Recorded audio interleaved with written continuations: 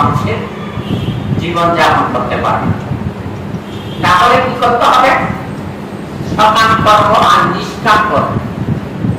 নিষ্কাম মানে নির্লিপ্ত, নিরাসক্ত, নির্লোভ, নিরহংকারী, নিরভিমানী।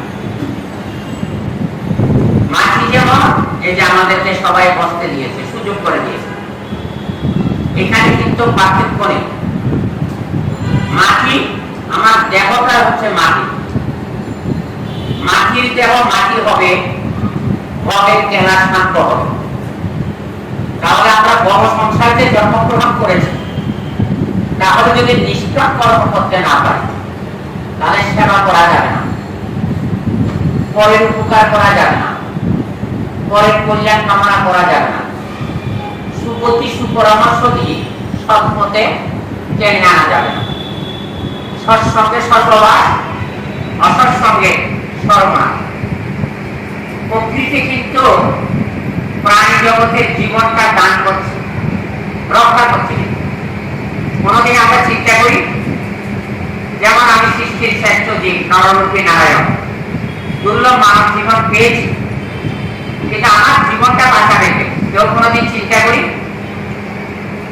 হয়তো বলতে পারেন আমার মা বাবা জন্ম দিয়েছে, মাতার পাতা আমাদেরকে বরং জন্ম দিয়েছে, কিন্তু মা বাবা আমার জীবন বাঁচাতে পারবে না, আপনাদের জীবন বাঁচাতে পারবে না। কোনদিন চিন্তা করেছেন?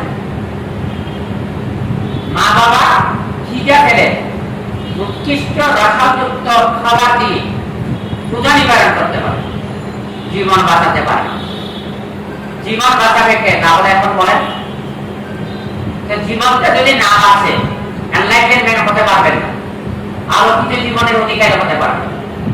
আলোকিত জীবনের অধিকারী না হলে আপনারা এত বড় বড় পদমর্যাদা, যেমন সার্ভিসটা পেতেন না, বলেন।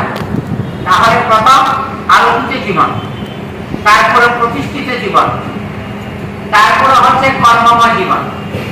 কর্মময় জীবন হলে অর্থনৈতিক সচ্ছলতা আসবে, অর্থনৈতিক সচ্ছলতা হলে আসলে মাতৃ সেবা, পিতৃ সেবা, গুরু সেবা, আত্মীয় স্বজন প্রতিবর্ষের সেবা যদি করি তাহলে তিনি আমার হবে, আমি তার হব।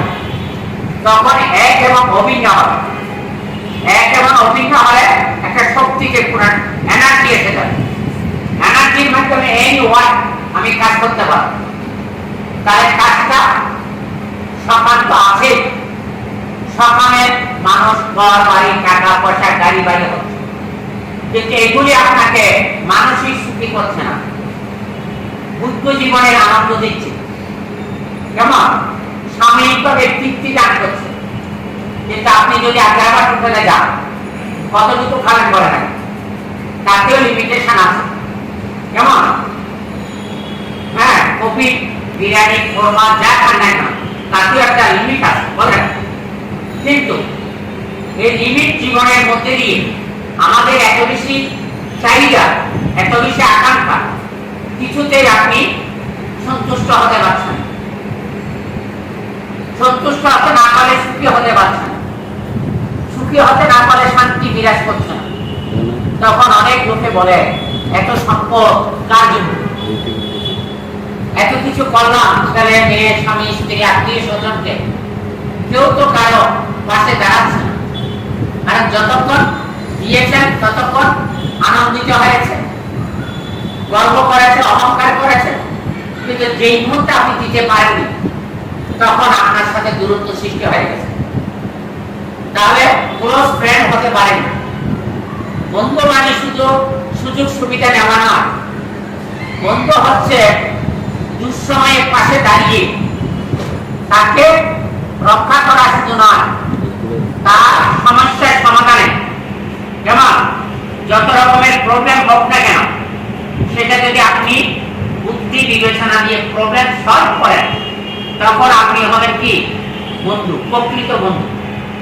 আবার বন্ধুর মধ্যে কি আছে? কল্যাণ মিত্র। কল্যাণ মিত্রকে যিনি সিরাজুল্লাহ নাটক শুনেছেন কিনা জানি না, বিপদের সময়ে পাশে এসে দাঁড়িয়ে সুবুদ্ধি সুপরামর্শ দিয়ে বিপর্যয়গ্রস্ত ব্যক্তি উদ্ধারের ক্ষেত্রে তিনি গুরুত্বপূর্ণ ভূমিকা পালন করেন। তিনি শুধু উপকারী নয়, পরম উপকারী, পরম উপকারী নয়, পরম কল্যাণী।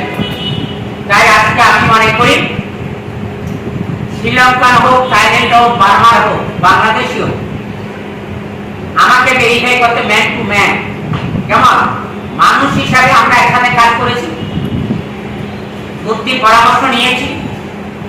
যারা ব্যবসা করছেন তাদেরকে আমরা কি করেছি, শ্রম দিয়েছি, মেধা দিয়েছি, অভিজ্ঞতা দিয়েছি, কর্মক্ষমতা দিয়ে অর্থনৈতিকভাবে সচ্ছলতা এনে দিয়েছি।